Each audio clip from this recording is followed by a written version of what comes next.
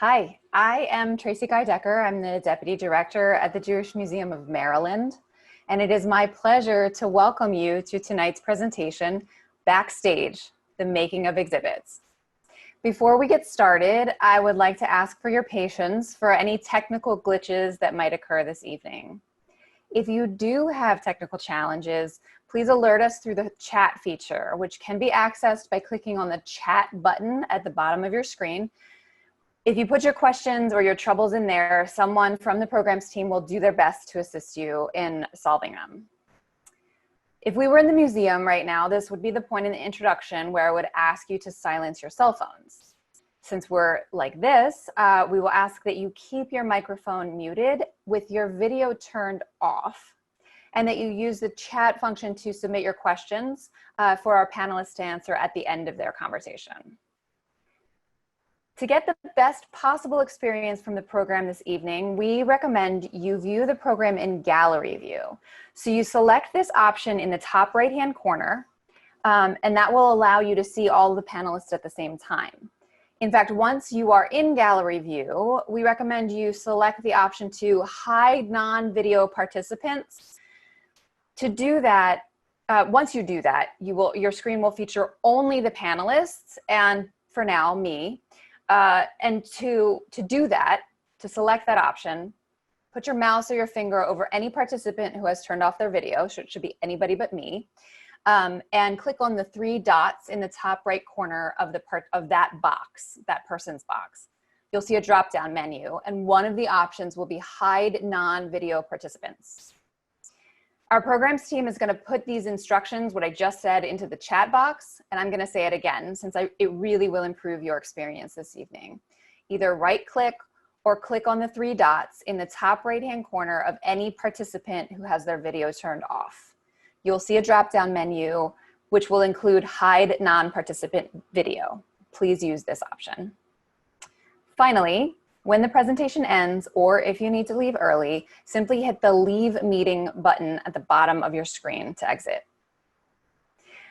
Now that we got rid of it, got through those things, I know many of you have already made a donation to support the program this evening, and I want to say thank you.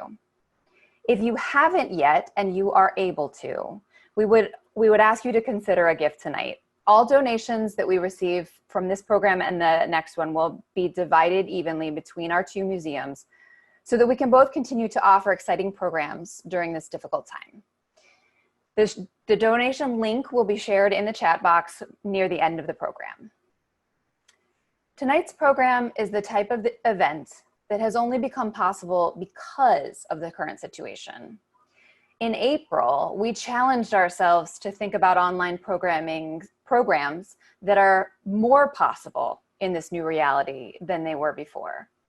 Rather than linger over what we couldn't do, we decided to celebrate the barriers the online environment removes, notably geography. The Jewish Museum of Maryland has a strong relationship with the other JMM, Jewish Museum Milwaukee, as you will hear about this evening. In fact, they were our first call when we decided to think geographically bigger. We're delighted that that call has now resulted in this pairing of programs. As a reminder, we will be back this time next week with David London, who will be performing his one-man living history show, Houdini Comes Alive, which was developed in conjunction with our exhibit, Inescapable, The Life and Legacy of Harry Houdini, about which you will be hearing more this evening. I want to take a moment to thank the team at Jewish Museum Milwaukee for being such wonderful partners, notably Cassie Sackett, Patty Sherman-Sisler, Molly Dubin, and Ellie Gettinger, as well as my colleagues at the Jewish Museum of Maryland, including Trillian Atwood, Laura Grant, Joanna Church, and of course, the incomparable Marvin Pinkert, also known as my boss. There is one other individual involved in our program this evening. We're very excited to be virtually welcoming back to the Jewish Museum of Maryland your moderator this evening, Melissa Martens Yaverbaum. Melissa is now Executive Director of the Council of American Jewish Museums, and she has worked with museums and in museums for 25 years. She has been a curator for the Museum of Jewish Heritage, the Jane Addams Whole House Museum, and many years ago, the Jewish Museum, I can say it, the Jewish Museum of Maryland. Melissa, I hand it over to you. Thank you so much, Tracie. It's so great to be here. Good evening to everyone. And I'm so glad to be part of this conversation with some of my favorite museum colleagues. Tonight, we're going to be hearing from staff from both the Jewish Museum Milwaukee and Jewish Museum of Maryland to look at ways they've worked together to bring Milwaukee and Baltimore some of their most popular recent exhibitions. We'll hear what's involved in the creation of an exhibit, from deciding on the concept to making it all happen, sometimes in unexpected ways. And believe me, this is tricky business. I've been there. I'd now like to introduce our presenters for this evening. Marvin Pinkert has served as Jewish Museum of Maryland's director since 2012. His 3-decade career in museums has included work with the Museum of Science and Industry in Chicago and his work as director of the National Archives Experience in Washington, D.C. Joanna Church is Director of Collections and Exhibits at Jewish Museum of Maryland, where she's curated several exhibitions, including Just Married in 2017 and Fashion Statement in 2019.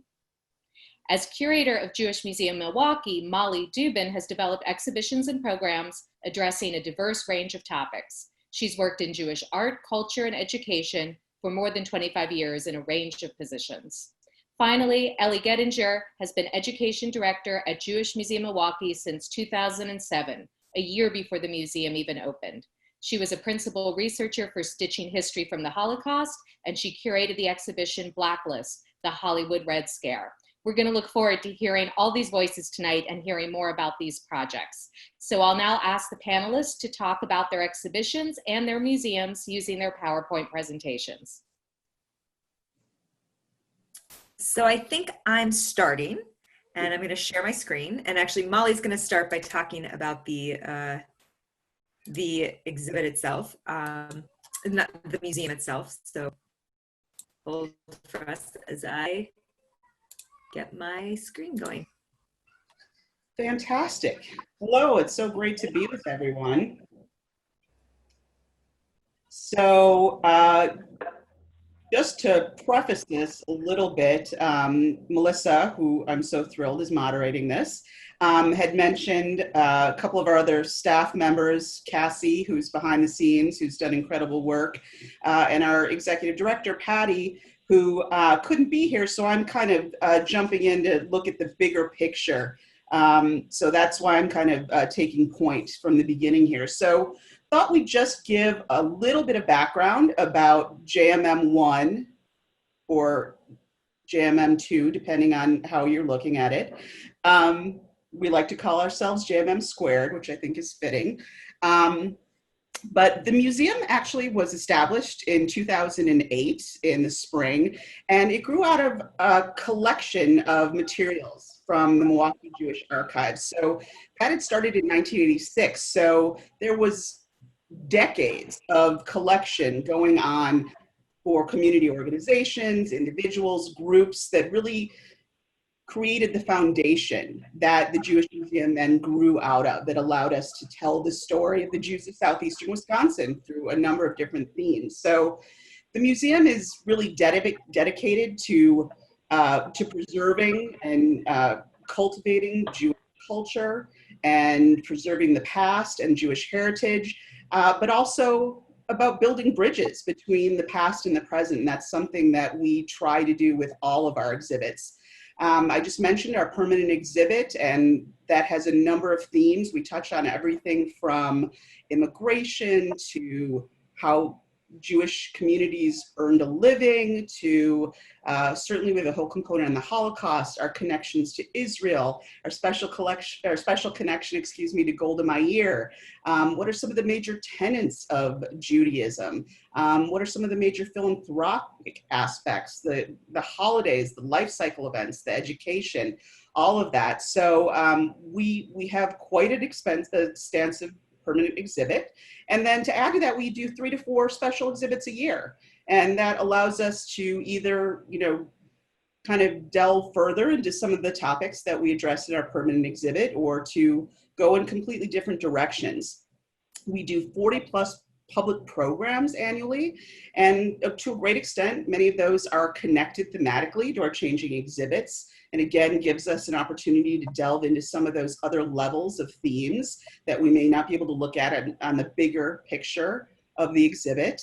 And then going back to that, where we all began and where we've grown from, we are a very trusted facility for people and organizations to bring their important documents, photographs. So we have over 1,500 artifacts, 15,000 photographs, thousands and thousands of documents. And then we have over 550 oral histories, which is really a project that began with the Jewish archives and has continued. And that's a tradition that we're very excited to continue. So that's a little bit about the fundamentals. As far as our engagement numbers and some of our organizational highlights, we're proud to welcome 15,000 visitors annually through our doors. 3,000 plus students participate in tours, presentations, and workshops every year. And they don't just come from Milwaukee, but from across the state of Wisconsin and oftentimes from further throughout the Midwest to engage in the projects and exhibits that we offer as enrichment opportunities. Stitching History from the Holocaust and Inescapable, The Life and Legacy of Harry Houdini are among the highest attended exhibits we've had to date.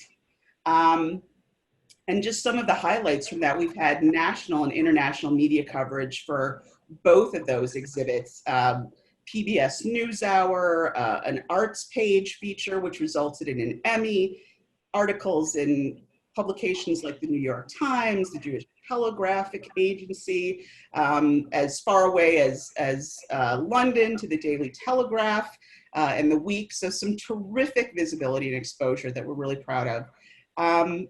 And one of the other great highlights, which Ellie will talk about with the exhibit that she curated, Blacklist, the Hollywood Red Scare, gave us an opportunity to really delve into filmmaking for the first time. There was an originally animated, scripted introductory film that was the feature intro for this exhibit and was called Prying Eyes. And it really is a spectacular introduction and does a wonderful job of giving history and leading you into this wonderful exhibit. So that's just a little bit about us as an organization. Quickly, I'm going to just go over some of what the two exhibits that we're going to be discussing tonight. The first, Stitching History from the Holocaust, hopefully you've had the opportunity to see either in Milwaukee or Maryland at this point. But it all started with these 8 dress designs. Visitors saw them in the museum and said you could be doing so much more with them and presented the idea of making them. So as that became the starting point, making physical dresses, and then as part of that, we spent a lot of time researching who the dressmaker was, Hetty, and what happened to her and her husband. And it became a way of looking at broader experiences of jewelry, of dressmakers, and it ended up traveling a bunch of places. I love that Diane von Furstenberg saw these pieces when it was at the Museum of Jewish Heritage in New York. So I felt like we needed to include that. Blacklist had a very different, well, Stitching History came from a very personal place. It was in our collection. It was part of our permanent exhibit. Blacklist came from a vacuum. When I was working one Sunday and there was a preview for Trumbo that came out, I'd done a high school project on the Hollywood Blacklist, and I said, well, there must be an exhibit that we could bring in. Wouldn't that be nice to bring in an exhibit about the Hollywood Blacklist? And I looked and looked and looked, and the last exhibit I could find about the Hollywood Blacklist was from the Academy of Motion Pictures Arts and Sciences from 2001. And so suddenly it felt like maybe there's a story we need to tell here.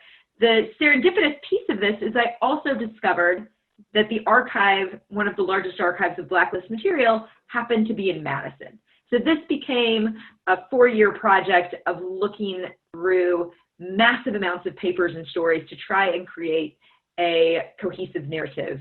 We focused on things like subversion and censorship, that became a real focus for us in this, and looking at how the government was involved in that way. And then we focused on individual responses, how people responded to being blacklisted and what were some of those challenges. and how we could talk about people like the African-American gentleman in the back of this picture, Canada Lee, and his story in particular, and tell those individual stories. So I'm excited to get into more of this, but I'm happy to turn it over to my friends from Maryland.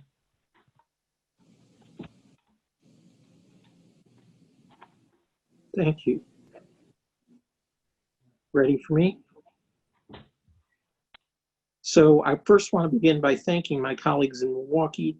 I was deeply moved by the Stitching History exhibit, and I can't wait for Blacklist to arrive next summer. I think we're all in for a treat when that comes. Our JMM is actually the successor organization to the Jewish Museum of the Jewish Historical Society of Maryland. It was created 60 years ago to save this building. If we could proceed to the next slide.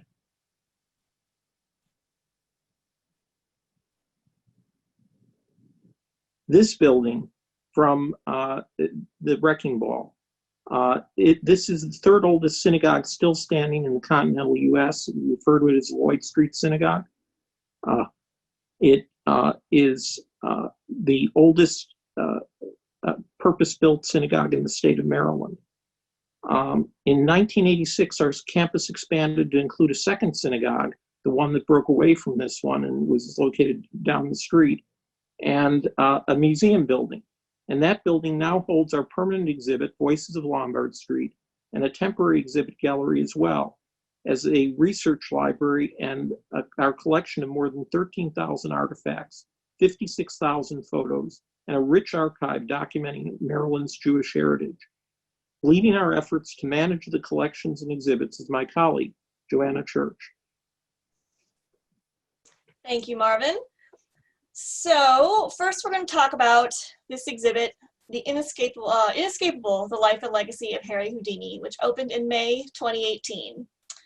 The exhibit is an immersive look at the incredible story of how Hungarian Jewish immigrant Eric Weiss transformed himself into the world's first superstar magician, starting with his birth in Budapest and his upbringing as a rabbi's son in Appleton, Wisconsin. The exhibit looks at how Houdini's identity influenced his career, from circus to vaudeville to performing dangerous feats for millions, and features original artifacts, photos, and archival records from Houdini's life and career, as well as magical interactives for visitors. At 16, Eric Weiss decided to quit his job, become a full-time magician, and change his name to Harry Houdini. The first 9 years of Houdini's career were filled with low pay, difficult conditions, and little recognition, but passionate determination. Eventually, Houdini signed a vaudeville contract and was thrust onto the international stage, making escape acts his specialty. We used a variety of materials to tell Houdini's story, from a Bible owned by his father, Rabbi Weiss, to an original straitjacket from one of his escapes, as you can see here. Film clips from public performances and Hollywood movies help demonstrate both Houdini's innovative techniques and his interest in technology. Along with his public persona, we examined Houdini's lifelong commitment to his family, friends, community, and religious faith, as well as his work later in his life exposing fraudulent mediums. We helped to set the record straight on the myths and stories surrounding Houdini's death on October 31st, 1926. The exhibit ends with a look at Houdini's performances in Maryland during his career. Inescapable was not actually intended to travel. It was supposed to just be a one-off for us, but we were approached by some of our colleagues at other museums who wanted to show it at their own venues. So we worked on turning it into a traveling show, including the opportunity for each venue to personalize it with research on Houdini's appearances in their own city and state. The next exhibit we'll discuss this evening is our show Scrapyard, Innovators of Recycling, which opened in 2019, and which, unlike Inescapable, it was designed from the start as a traveling exhibit. Scrapyard tells the story of how almost everything that becomes worn out or obsolete can be changed into something that can be used again. It is also the story of the people who have made that transformation possible. In Scrapyard, we ask visitors to explore the hidden world of one of America's largest industries and discover the vision and ingenuity required for unmaking and the reuse of our material culture. For over 200 years, discarded metals, rags, paper, and animal hides have provided economic opportunities for immigrants and native-born Americans who collected, stored, brokered, and sold them. The work was grueling, scrappers were stigmatized, and the industry was criticized as a source of social and environmental ills. Still, generations of individuals and families gravitated toward the work, including many Jewish scrappers, that's the connection we often get asked about, who made up 70 to 90% of the industry for at least half of the 20th century. The exhibit explores the process of transforming scrap metal, paper, rag, and plastic into new materials, both literally and as a metaphor for the people who pioneered the industry with strength and tenacity. We highlight the diversity of the yard workers in terms of both personal stories and technical skills, while taking visitors through the constantly improving technologies developed by the scrap industry. In addition to artifacts, photos, and documents from scrap families and businesses, we created a number of interactives that highlight the various processes necessary to the industry. Here, amongst many things, you can see our baling interactive, where visitors can explore the amount of force needed to compress thousands of loose plastic bottles into a manageable cube or bale. The exhibit ends with a discussion of the transformation of the scrap industry on a global scale, particularly international relations, changes in material consumption, and the issues of safe and effective recycling. Visitors have the opportunity to listen to interviews with some of the people moving the business forward today, and to leave comments on what they've learned and how it might affect their own behavior going forward.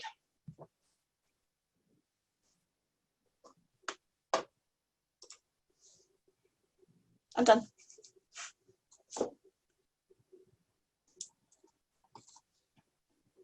Terrific. Thanks so much to everyone who presented.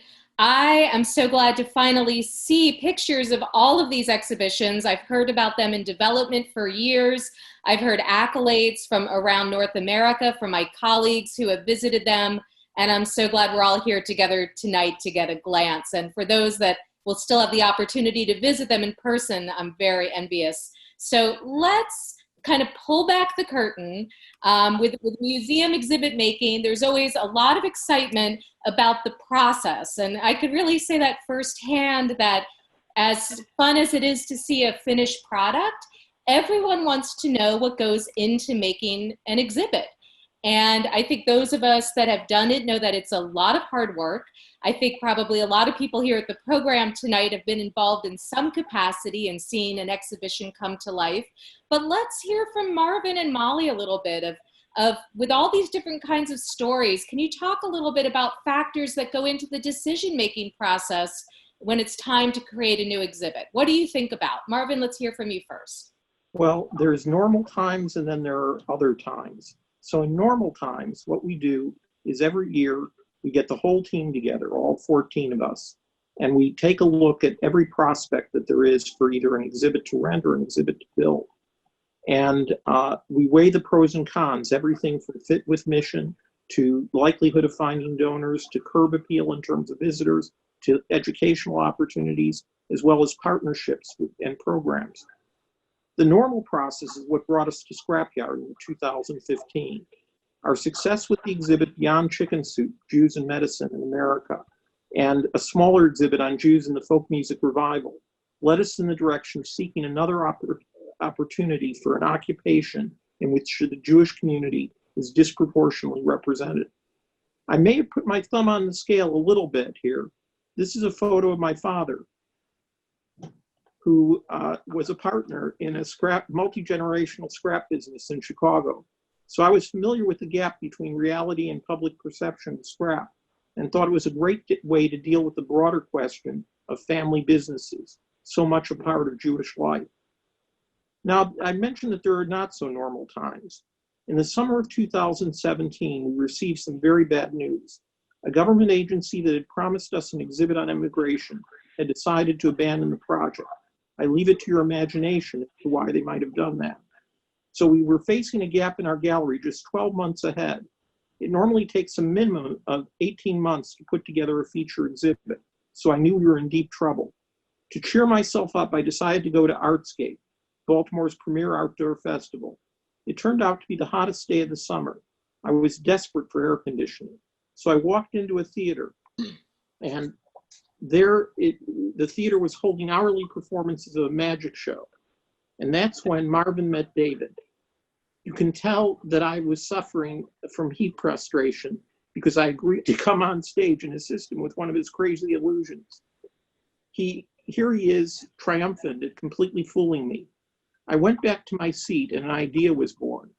didn't I recall from class at Brandeis that Houdini was the son of a rabbi? And so I wrote to David London the next day asking what he would think of curating an exhibit on Jews and magic. He wrote back that this was the subject of his bar mitzvah speech, and that he would not only curate, but he'd use his upcoming tour, the magic tour, around the country to identify objects that could be loaned to the exhibit.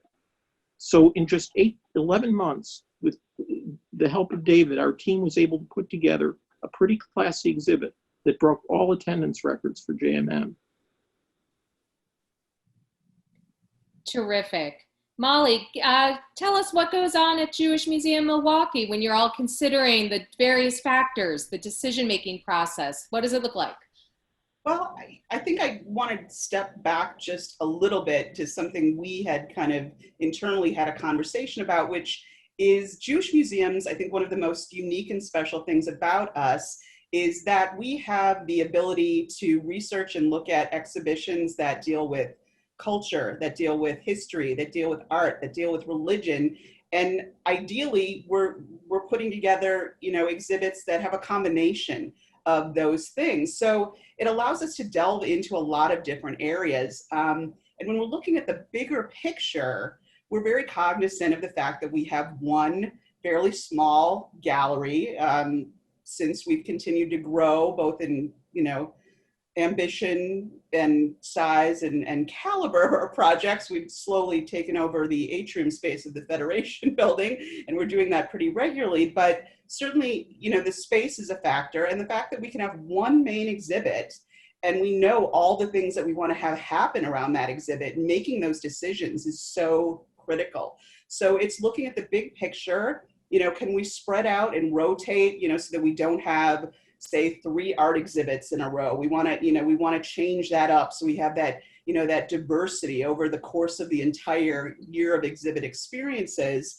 But also we have a very extensive vetting process. So it's about kind of looking at a number of factors, definitely looking at what our colleagues are doing. What are they doing nationally? What's going on internationally? Are there some trends out there that are really interesting? Are there events or, dates that we want to try and coincide with to build off of? Are there stories that are unique that haven't been told or that we can bring something new to?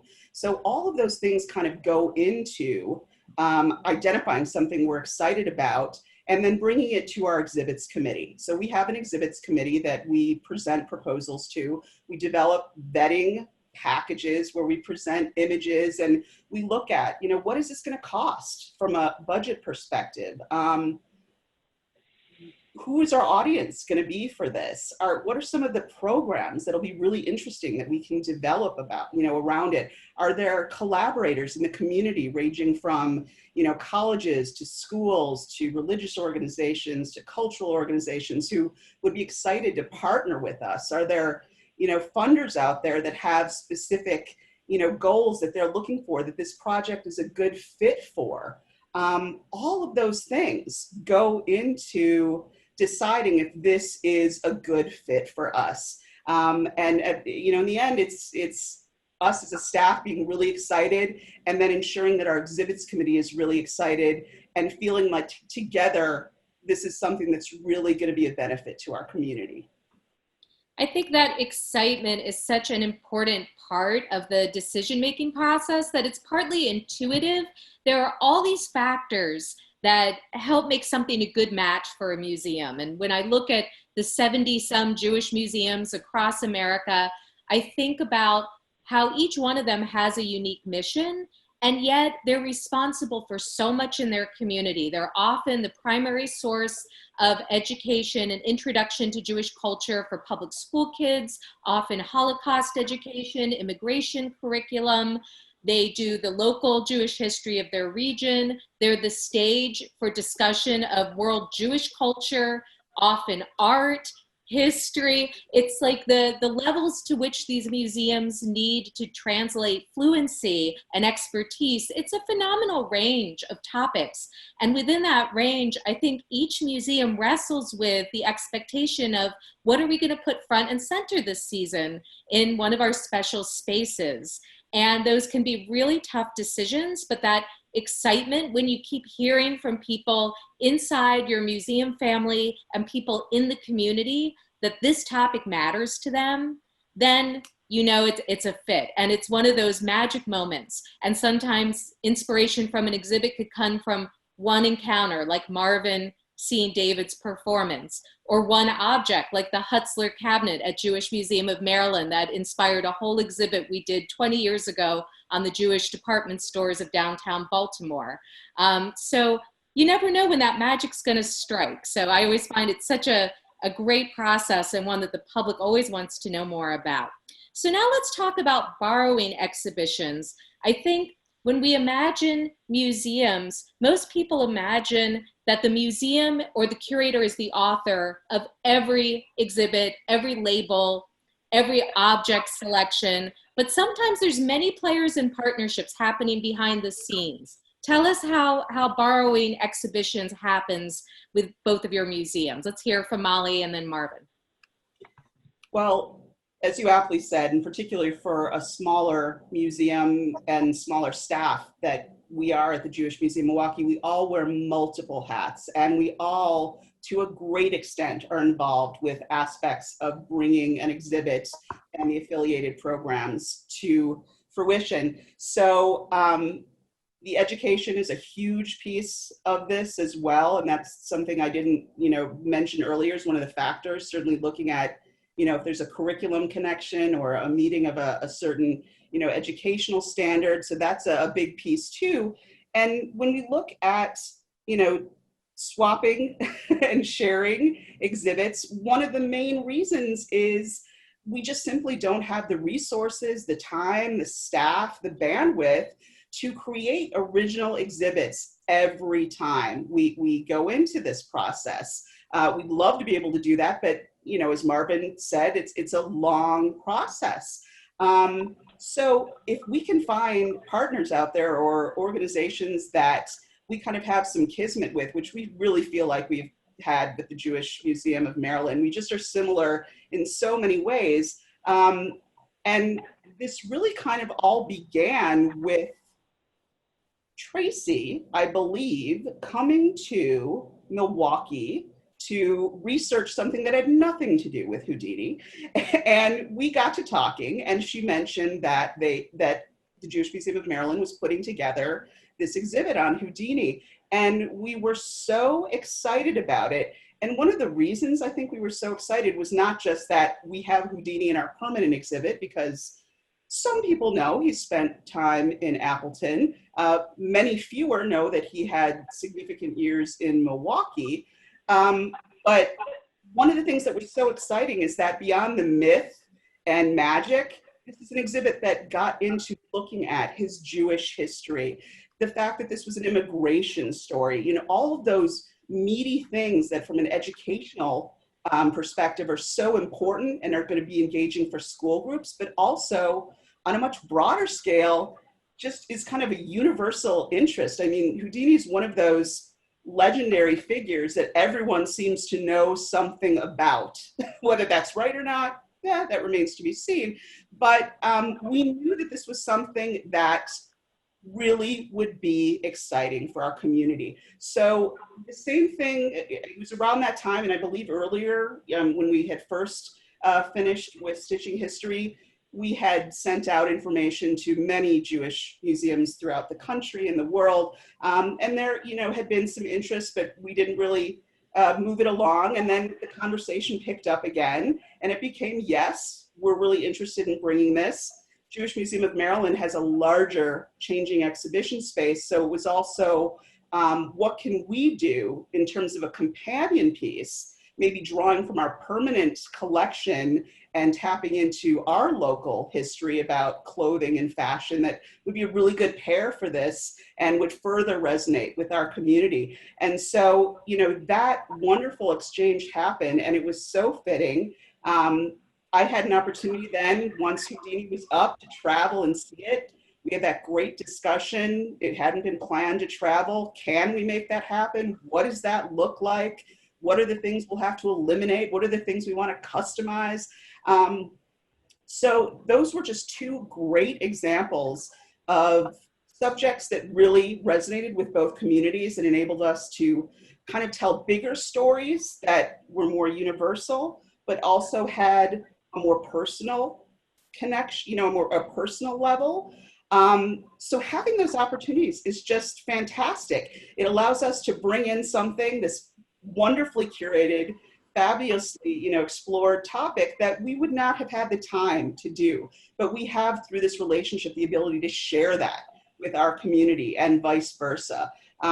Same with Blacklist, that we're very excited about. It's going to be going to Maryland, and we're thrilled to be getting Scrap because, again, commonality, both Maryland and Baltimore and Milwaukee both had, Jewish communities that were hugely involved with the scrap industry. So again, it's kind of this bigger story, but it's going to enable us to customize and tap into some of those individuals, those families, tell those stories, really make those personal connections. That's so great. And we have so many interesting things to talk about here tonight. I'm going to skip ahead a little bit to make sure we have time for all of our topics. I'm going to ask our other curators presenting tonight to speak to the word and the process curate. I think there's a curator of almost everything these days. If you read the press, it's, I think I curated a meal for my 5-year-old just about an hour ago with some cheese puffs and some pizza, but he appreciated it. So in terms of though, really developing an exhibition, what does it mean to turn an idea into a museum experience? Ellie, can you start to paint a picture for us? Sure, and it's funny because I'm actually not a curator. I'm an education director, so I come at this from a slightly different direction where I'm thinking, and I know when we're having these discussions that one of the nice things about working in a very small museum is that you have the ability to go between a lot of roles, as Molly said, and I'm really thinking about that visitor experience and how they take the information and what they're getting from.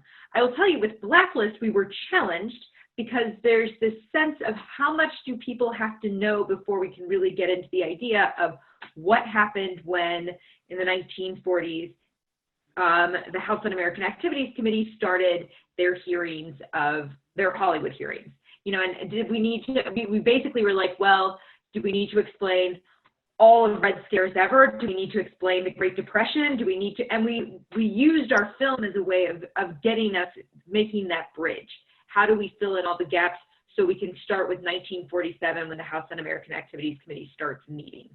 And then it really is this question, and I think, Melissa, you turned me on to something quite brilliant in thinking about what is the primacy of objects versus story? And is it so important that I have an Oscar? I would have loved to get an Oscar. I could not find one that anyone would lend to me. Does it need to have an Oscar, or is it enough to tell the story of the people who didn't get their Oscars because they were blacklisted? And so that became this real challenge of how you can tell those stories in visual ways.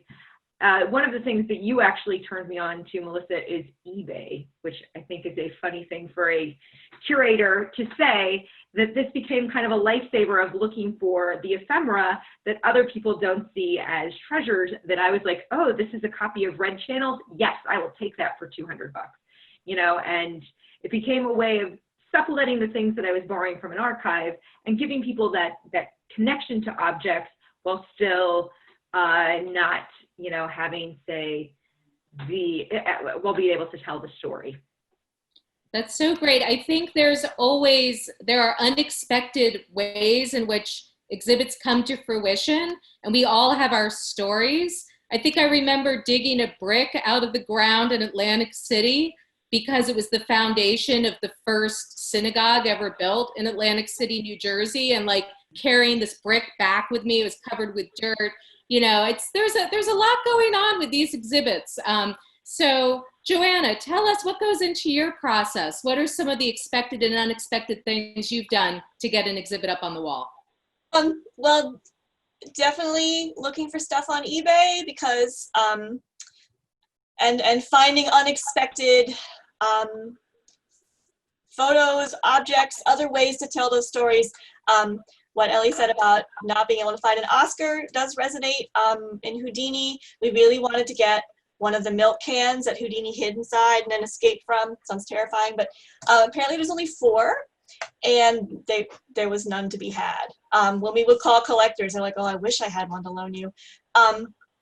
So instead, we turned that into an interactive. We made a cutout shape of the milk can, and you could hide inside and see if you would fit in the milk can without having to actually climb in a milk can.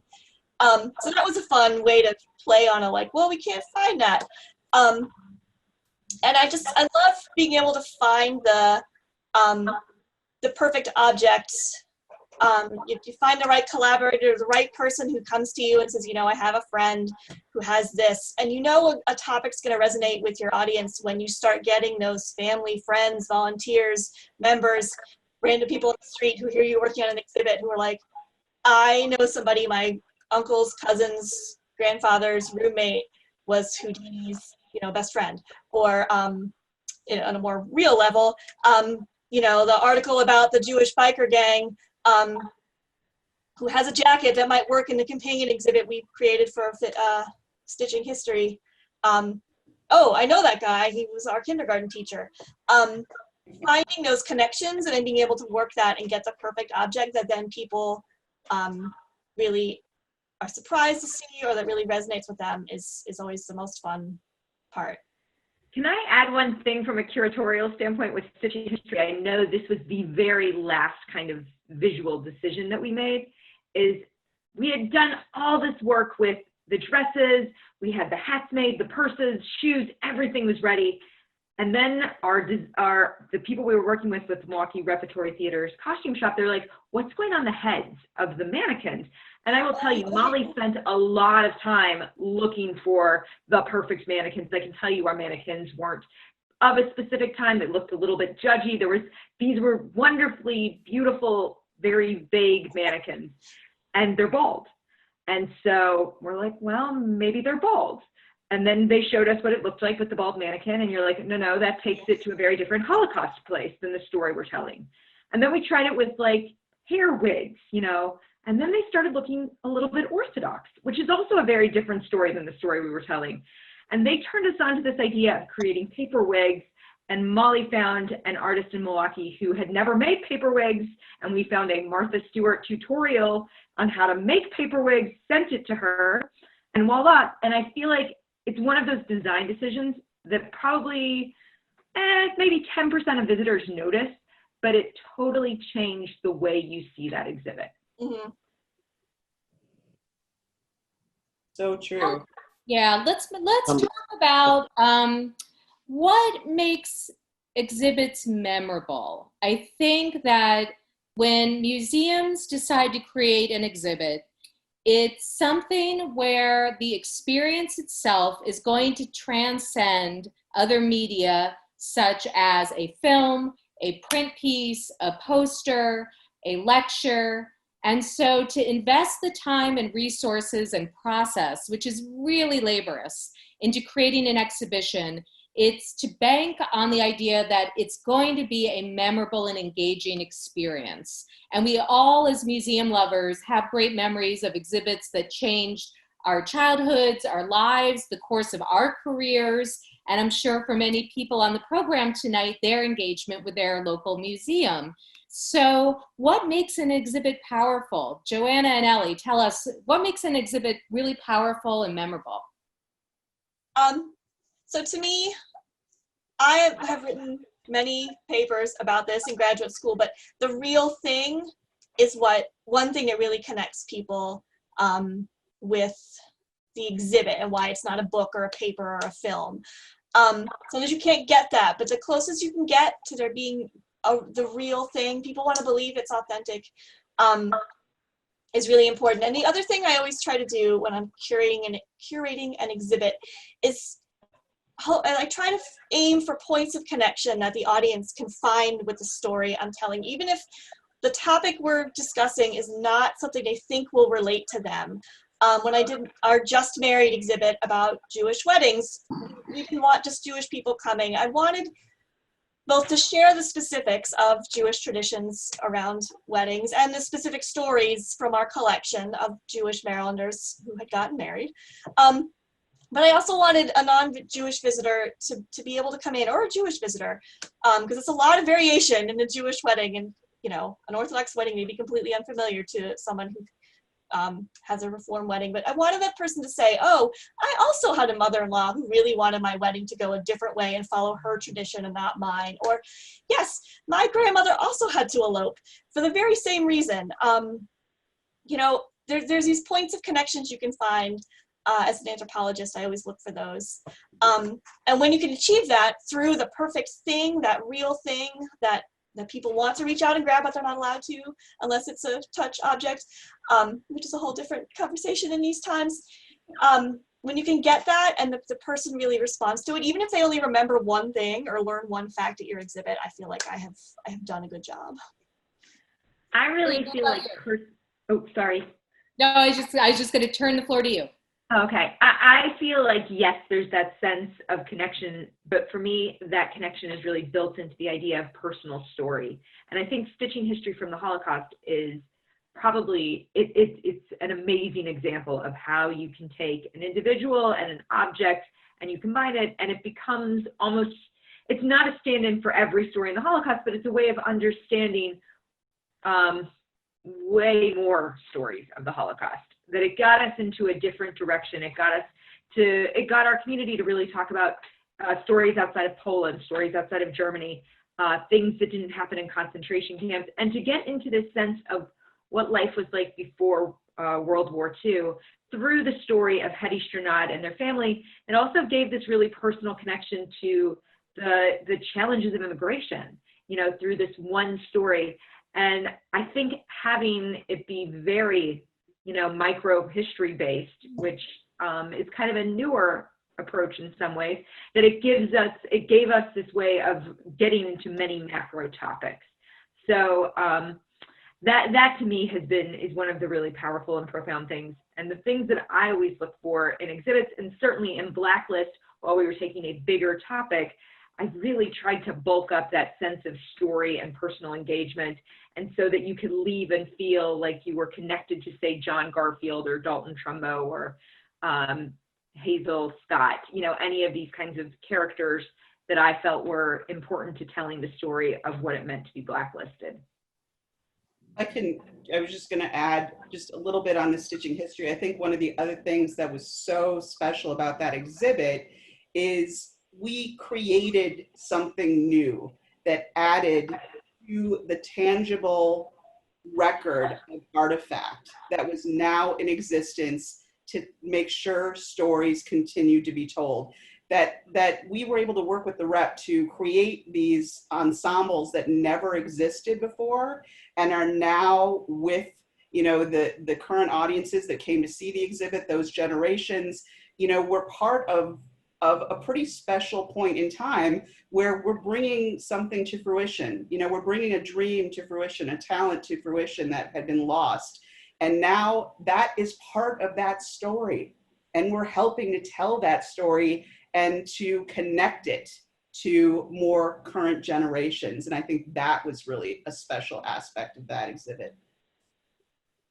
Great. We're now going to move on to our final question. So what I'm going to ask from the audience is that if you have questions, to put them in the chat feature, or those of you that are on Facebook Live, we'll be looking for questions there as well.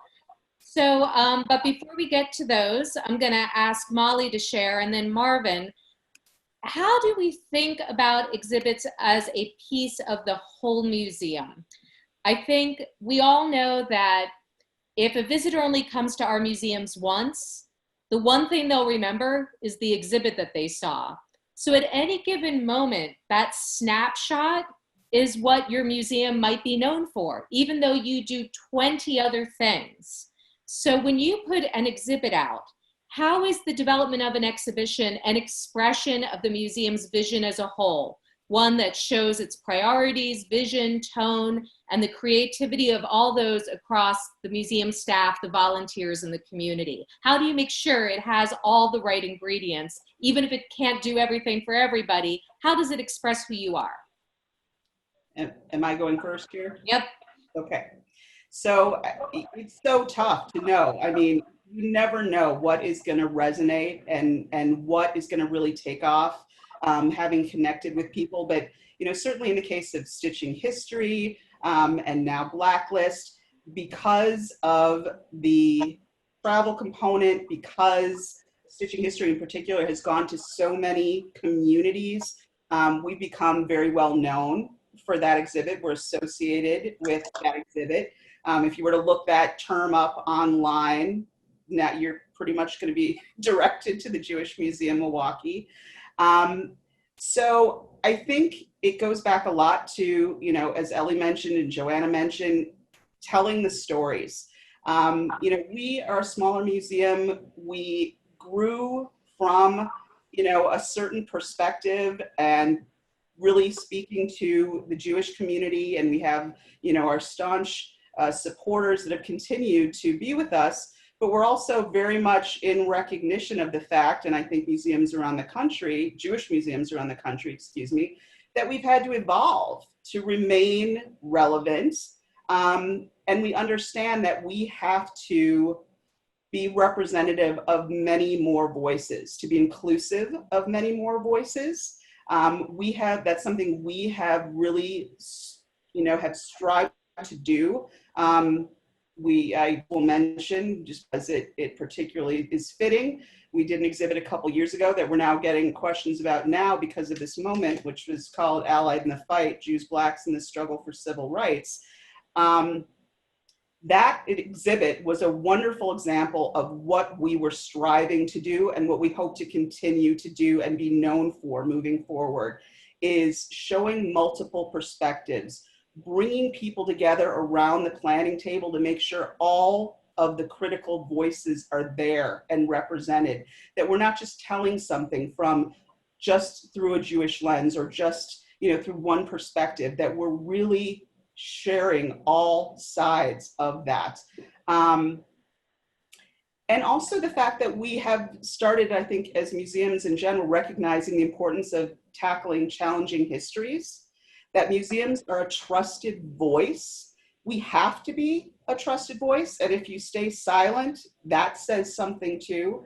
So to be a safe, pluralistic venue for exploring difficult histories, telling stories, and providing that safe, pluralistic space for communities to come together and have dialogue, and to foster that dialogue and strengthen the community. And I think that is where we, through our stories that, as we've talked about, want to have a more universal connection, but still maintain that local resonance and that have that personal story aspect. That's where we're really striving to, to move forward to and to do more of and to be remembered for. Thank you. And Marvin, how are your exhibitions at Jewish Museum of Maryland an expression of the museum's vision and its changing vision in these times? Well, we talk about being a place that connects the Jewish community to its roots and everyone else in Maryland to the Jewish experience. And this is, I have to agree with just about everything that Molly said. That is why I think we get along so well, because we have a common vision. We are about the Jewish experience, though we are in Maryland, which allows us to create exhibitions like Houdini and Scrapyard that have a national scope, and that's critical to be able to share exhibits. The imperative is, that you mentioned earlier, Melissa, is that we need to be able to change exhibits regularly. When I worked at the National Archives, and it was 80% first-time visitors, 20% repeat visitors, temporary exhibits were a luxury. Here, with 20% first-time and 80% repeat visitors, it's absolutely essential that we have a continuing flow of temporary exhibits. And so, and to do that, we need all parts of the team working together. So that includes our staff, it includes our volunteers, and it also means that sometimes the most exciting parts of a project can be elements that go beyond the exhibit hall itself. For Scrapyard, this is our Scrapyard game that we created from the education department that actually was able to attract the attention. It's a basic economics game based in Scrapyard. and it was able to attract the attention of the school systems. And before COVID-19, we were booked every day of the week with scrapyard attendees from the schools. And with respect to Houdini, it was our public programs, and particularly our magic performances, one of which everyone on this call could see next week, same time, same bad channel, 7:30 next Thursday. Great. I have a few questions in from the audience. We're going to just have time to squeeze them in. So I'm going to put two of them together, and any one of our presenters can jump in to answer. So the first cluster of questions is, have you ever put out a call to the public asking for specific objects for an exhibit? And have you ever changed something in an exhibit once it was open because you discovered you wanted to add or remove something? On the second one of those, this was not when it was already open, but about 6 weeks before Stitching History opened, we discovered a third letter that the family in Czechoslovakia sent to Milwaukee that totally changed the way we saw our story. Instead of being about, the first letter that we had was like, you know, it was censored and it was very coded, and it's like, you know, we have great interest of leaving Europe as soon as possible. It was written in 1939 once the war started. This first letter was October of 1938, 3 weeks after the Munich Agreement, and was like, you would not imagine the catastrophe which has struck our country. Totally different tone, totally different language. And we had to find a way to engage that. So we had to redo some panels. We went back to our humanities scholars and had a couple of them redo their essays, and luckily had just enough time before we went to print with a catalog to be able to engage some of those changes. And it went into the exhibit in a significant way. But I think if it had been a week later, we would have been really like pulling our hair out. Absolutely. Yep, Joanna. For the first part, yes, absolutely. We often can use our own collections to tell the stories we're trying to tell, but even then, we know there's gaps in our collection. We know what we need to go out and ask for. So sometimes we make very specific asks, and sometimes we sort of open it up and say, what do you have that might be helpful?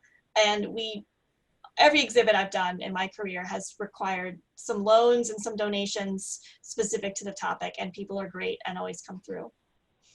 And I would say this goes to an exhibit a topic we both explored, which is Jewish weddings. It's often, that call for objects is often a fantastic way to engage the community and get them invested. Yep. So, we had we had a few wedding dresses, and then made sure that we actually had, I think there was a total of 9 that represented different decades. But then we put out a call to the community and said, tell us your stories, share your photographs with us. And those were not only incorporated into the didactic panels, but we got such a tremendous response that we put together physical albums and, virtual or digital, albums. That's fantastic when that happens. It's such a great way of engaging the community. And the best way to fill a gap in your collection is to do an exhibit about it and ask for loans. And then people are like, oh, you'll take my mom's wedding dress? And so, problem solved. Exactly. All right, well, very quickly, one last question before we wrap up. Someone wants to know, is it ever true that staff from one of your museums visits the other museum for installation to make sure everything arrived in good order and is installed properly? Almost always. Joanna's been to Milwaukee to help with the installation of Cleveland, yes. I have not yet been to Milwaukee. I'll come soon. Okay. We're waiting, Joanna. We actually, that often will happen. It depends. I had an opportunity more from, like an exploratory kind of vehicle to when we were looking at bringing Houdini to go and see it installed there, what it looked like to have, Joanna and Tracie and Marvin kind of walk me through that and tell me all about it. I mean, that's an experience that is critical to our deciding, if that's going to be a good fit for us. I will say also, one of the things that no one ever really thinks about, you asked about that things are coming damaged. There is a whole process of condition reports that Molly and Joanna are expert at, where you have a binder and you're going through literally, you know, document by document in an exhibit, page by page, panel by panel to say, oh, this says a ding on the, you know, top left side. And then you take pictures, and it is such a painstaking process. It is a process for someone who is way more organized than I am, which is why I'm an education director and not a curator. But this is, I think that's one of those things that, because it's so hard for us to travel necessarily with our exhibits, that we figured out how to make it a process where we can kind of track what's happening in transit. I think that's too is one of the great things, another great things about this relationship. We've really grown, I think, to trust one another as colleagues to a great extent. We appreciate each other's advice, input, guidance, and that's so helpful in our exchanges.